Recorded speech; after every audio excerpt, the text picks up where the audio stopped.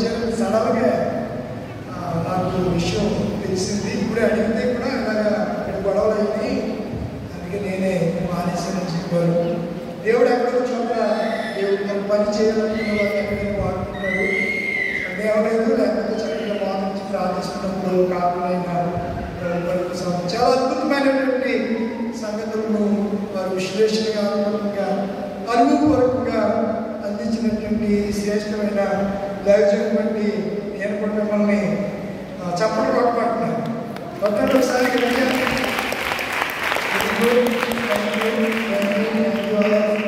God bless you. దేవుడు మిమ్మల్ని దీవించగా ఒక్కొక్క 2 మాటలు చెప్పేసి చేస్తాను.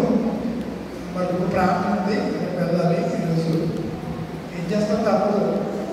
విమానంలో ప్రిన్సిపల్ దగ్గరికి వెళ్ళకపోతే ఇంకొక రకంగా ఉంటుంది. నిలిచిన సరే రాదంటే ఇంకంతా ఇగో అంటారు. నిలిచాము ఎంత ప్రేమతో నిలిచాము రాదని అంటారు. ఏం చేస్తాం తప్పదు, వెళ్ళాలి.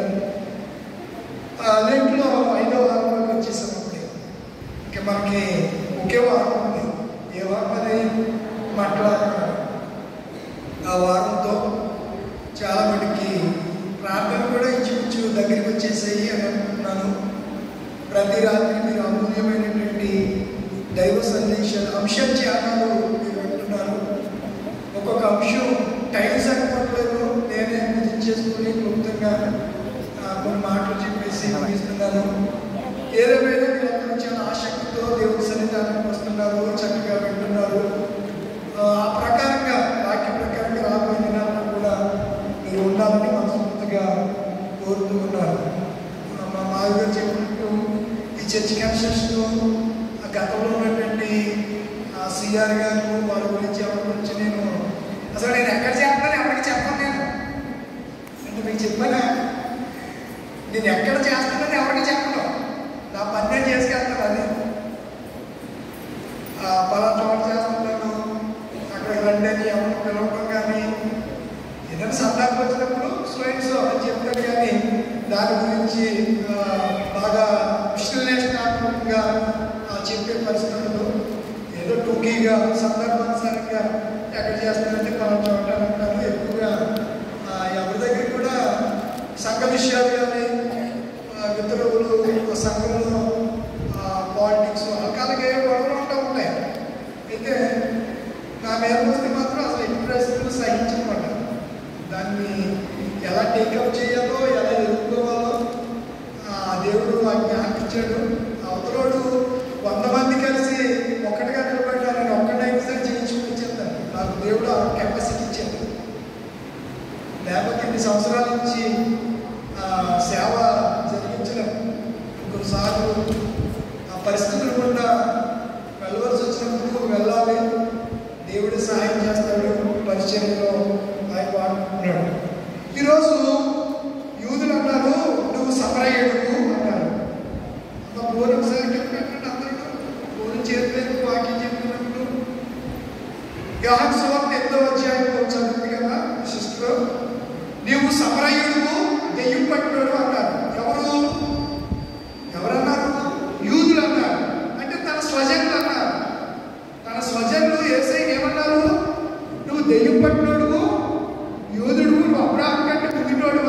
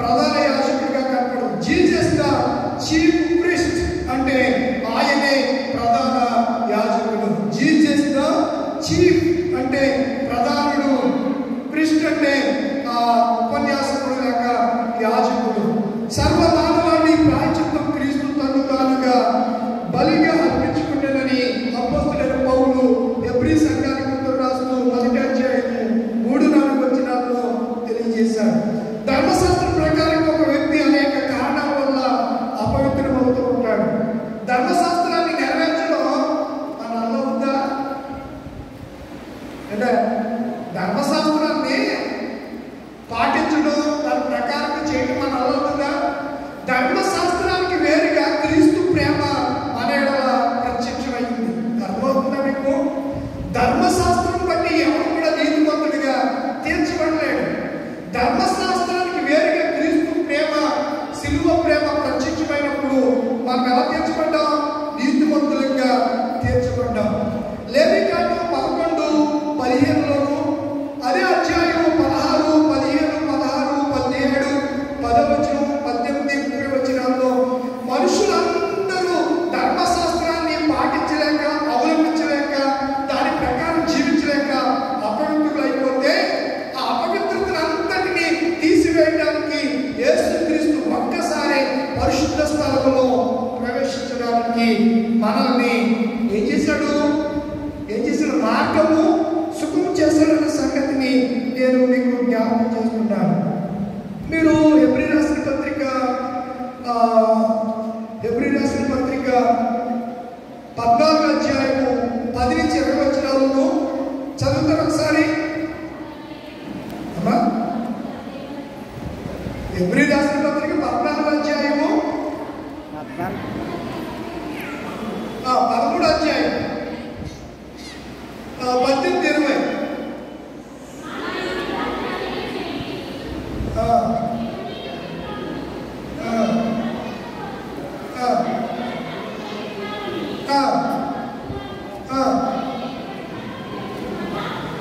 నేను మరలా మీ అందరికీ త్వరగా ఎలాగూ చేయవలని మరి ఎక్కువగా నేను మిమ్మల్ని బ్రతిమాలుకుంటున్నాను. నేను మీ దగ్గరికి త్వరగా రావాలనుకుంటున్నాను. వచ్చేసరికి మీరందరూ క్రీస్తు యేసుకు కలిగిన మనసును మీరు కలిగి ఉండాలి. మంచి మనస్సాక్షితో మీరు ప్రాయశ్చిత్తులై పాపాలకి ప్రాయశ్చిత్తం కలిగిన వారిగా మీరు ఉండాలని చెప్తూ అదే హెబ్రీ రాసిన పత్రిక 11 నుంచి 28 వచనాల్లో చూస్తే చాలా విషయాలు మనకు చెప్పాడు. ఇప్పుడు 9వ అధ్యాయము 26వ వచనం చూడండి. 9వ అధ్యాయం 26వ వచనం. అమ్మా, అట్లయిన కదా జగత్తుకి పునాది వేయబడక మునిపే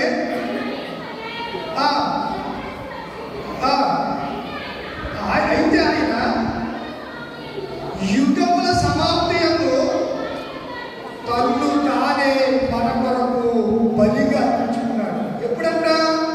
యుగములు సమాప్తి యందు తన్ను తానే మనకు బలిగా అర్పించుకున్నాడు. 7:27 అంటాడు, పరిశుద్ధ స్థలములో క్రీస్తు ప్రవేశించిన హెబ్రీ రాసిన పత్రిక 7:27లోను. అలాగే 9:12లో ఈ యుగ సమాప్తి యందు పాప నివారణ ఆయన చేశాడని, 9:26లో మనుషులందరూ మృతి పొందువలని నిర్ణయింపబడను. ఆ మృతి నుంచి, ఆ మరణం నుంచి, ఆ పాప మరణ నియమం నుంచి మనల్ని తప్పించాడని, క్రీస్తు యొక్క యాజకత్వాల గురించి యెషయా గ్రంథం 59:16లోను పూర్ణ దైవత్వం కలిగిన యాజకుడని హెబ్రీ పత్రిక 2:12లోను, దేవుని చేత నియమింపబడిన యాజకుడని హెబ్రీ పత్రిక 5:5లోను, పాపము లేని యాజకుడు అని హెబ్రీ పత్రిక 7:26లో వ్రాయబడింది. కనుక మనం ఈ విషయాలన్నీ ఆలోచన చేయగలిగితే చాలా ఉన్నతమైనటువంటి సంగతులు, తలపులు మన దృష్టికి వస్తూ ఉంటాయి. నేను 2 కాన్సెప్ట్స్ మీ దగ్గర తీసుకొస్తాను. చాలా సింపుల్, చెప్పేసి ముగించేస్తున్నాను. ఒకటి, యూదులు ఏమన్నారు? నువ్వు సమరయుడు అన్నారు. పౌలు ఏమంటున్నాడు? నీవు ప్రధాన యాజకుడు, మా అందరి కొరకు పరిశుద్ధ స్థలంలోనికి వెళ్ళినవాడు. గతంలో ఒకసారి మీకు నేను జ్ఞాపకం చేశాను. ఏం జ్ఞాపకం చేశాను చెప్పండి? సిలువ, ఆయన సిలువలో మరణించినప్పుడు ఏం జరిగిందని చెప్పాను?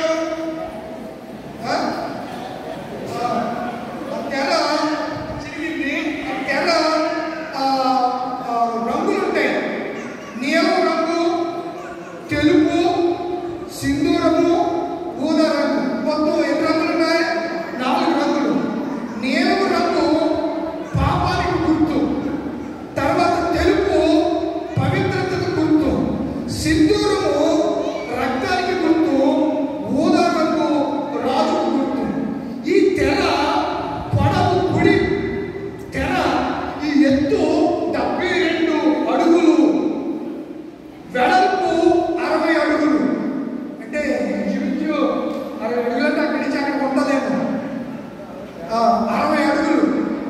ఇది 60 అడుగులు కదా.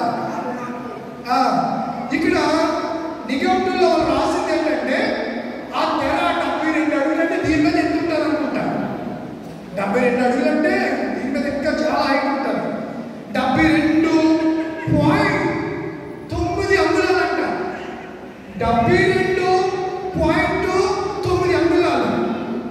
వెడల్పు నిక్కచ్చిగా 60 అడుగులు. ఈ తెర ఏమైంది? అది ఏదో తెర ఏదో గుడ్డతో ఈ 4 గుడ్డలతో ఏదో మాదిరిగా చాలా దళసరగా ఒక పెద్ద షీట్ మెటల్ కట్టర్ తీసుకొచ్చి కట్ చేసిన, లేకపోతే గ్రైండ్ ఏమంటారు దాన్ని, కట్ చేసే గ్రైండింగ్ మిషన్, దాంతో కట్ చేయడానికి ఇంచుమించు ఆ చరిత్రకారుడు జోసిఫస్ అంటాడు, అది కట్ చేయడానికి 10-15 రోజులు పడుతుందంట. ఓన్లీ పైనుంచి కింద కట్ చేయడానికి. అలాంటి తెర యేసు ప్రభు వారు సిలువలో ప్రాణం అర్పించేసరికి ఏమైపోయిందంట, పైనుంచి కిందకి 2గా విభాగింపబడిపోయింది. ఎంత గొప్ప సంగతి అండి, ఎంత ఆశ్చర్యం. ఆయన యాజకుడిగా ఇప్పుడు ప్రధాన పరిశుద్ధ స్థలంలోనికి మనందరూ వెళ్ళడానికి రోజు ఏం కలిగింది? అర్హత కలిగింది. మనందరూ కూడా ఎక్కడికి వెళ్తున్నా పరిశుద్ధ స్థలంలో ప్రవేశిస్తుంది. ఒకప్పుడు లేదు, యాజకుడి సంవత్సరానికి ఒకసారి వెళ్ళేవాడు. అది కూడా ఇక్కడికి అది పరిశుద్ధ స్థలంలోనికి వెళ్ళడానికి లేదు. ఆ పరిశుద్ధ స్థలంలోకి ఇక్కడ కూడా సంవత్సరానికి ఒకసారి, అది కూడా ఏ పట్టుకుని రావాలి? రక్తం పట్టుకుని రావాలి. రక్తం పట్టుకొచ్చి అక్కడ సమర్పించి తిరిగి వెళుతుండేవాడు. అలాంటి పరిస్థితుల్లో నుంచి యేసు ప్రధాన యాజకుడితో వచ్చి మన పాపానికి ఏం కలిగేశాడు? నివృత్తిని కలిగేశాడు. ఆయన దెయ్యం పట్టాడా? చెప్పండి. మరి గురువులు ఏమంటారు? ఇందాక ఆయన చెప్పాడు, ఇప్పుడు దగ్గర పీక్కోలేడు వేసంటే ఎందుకు పీక్కోలు దాని తర్వాత పట్టండి. ఆ రోజే పీక్కేసుకుంటే ఈ గొడవ ఉంటుంది కదా. నేను మా ఇంటికి వెళ్తున్నప్పుడు అంటే గర్భంలో గొల్లపడి కూడా ప్రవీణ్ గారు పెద్ద ఫ్లెక్సీలు పెట్టారు. తప్పకుండా నా సంఖ్యలు కూడా పెడితే బాగుంది అనిపించింది. చాలా చోట్ల ఎండగంటలు కూడా పెడతారు. ప్రతి చోట ప్రవీణ్ ప్రగడాల గారి ఫ్లెక్సీ ప్రతి చోట ఉంది. నేను ఆశ్చర్యపోయాను. అబ్బా, ఇంత అభిమానాన్ని ఆ దైవజనుడు చనిపోతూ సొంతం చేసుకున్నాడంటే ఆయన మాటలు ఈ క్రైస్తవ ప్రపంచాన్ని ఎంతగా ప్రభావితం చేసాయో, ఈ ఆంధ్ర తెలుగు రాష్ట్రాన్ని ఎంతగా ప్రభావితం చేయకపోతే ఊరు వాడ ఒక అంబేద్కర్ విగ్రహం ఎలా ఉంటుందో అలా ప్రవీణ్ గారి ఫ్లెక్సీలు ప్రతి వీధుల్లోనూ ప్రతి గ్రామాల్లోనూ ఈరోజు తెలిసాయంటే ఆయన క్రీస్తు కొరకు చేసిన త్యాగమే. ఒకవేళ యేసు ప్రభు వారు కూడా ఆ రోజునే ఆ 3 వ్యక్తులు పిప్పుని ఆయన వచ్చేసి తన ఔన్నత్యాన్ని కనుక చాటి చెప్తే ఈరోజు ఆయన ప్రపంచానికి దేవుడు అయ్యేవాడు కాదు. ప్రపంచ మానవాళికి విడుదల విమోచన కలిగేది కాదు. ఆయన శిలువలో మరణించాడు కనుకనే మనకేం కలిగింది? ప్రాయశ్చిత్తం కలిగింది. మన పాపాలకి నివృత్తి కలిగింది. కనుక ఆయన సమరయుడు. ఆయన ఎవరు? దేవుడు. వాళ్ళ తండ్రి అబ్రహామును అని చెప్తున్నారు, కానీ అబ్రహాముకు యేసుక్రీస్తే ఏమై ఉన్నాడు? తండ్రి అయి ఉన్నాడు. అబ్రహాముకి యేసు తండ్రి వారు అనుకుంటున్నారు. నీకు ఇంతకన్నా 50 సంవత్సరాలు కూడా ఏమడిగారు? 50 సంవత్సరాలు లేదు అబ్రహాముకి అంటే, అవును, లోకం పుట్టమునిపే నేను ఉన్నానన్నాడు. కనుక యేసు ప్రభు వారు ఈ దినాన్న నాతో పాటు ప్రధాన యాజకుడు ఆయన మనందరి కొరకు శిలువ మరణము పొందినవాడు. బట్టి కృప దేవుడికి అనుగ్రహించిన గాక. లేచిన పడదామా? సమస్తంగా నిర్మించిన దేవుడి సమాధానం యేసుక్రీస్తు వల్ల దేవులకు తమను తలంపులకు కావాలని గాక. ఆమేన్. దహన బలి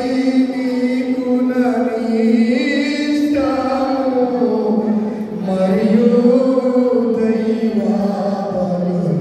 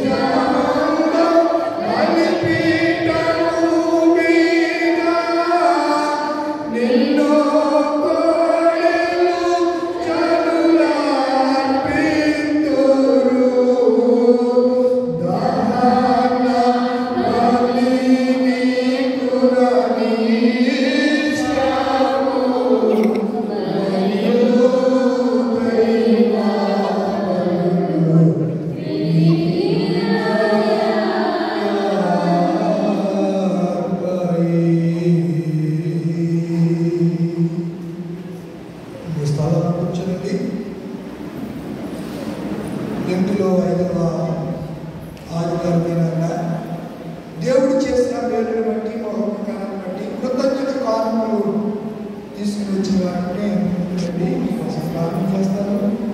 కోలాటి చిట్టిరాజు గారు దీవెనమ్మ గారు బాబు జ్ఞాపకాన్ని కానుకిచ్చారు. మానవ చిట్టివేరి గారు సంగీతం కానుకిచ్చారు.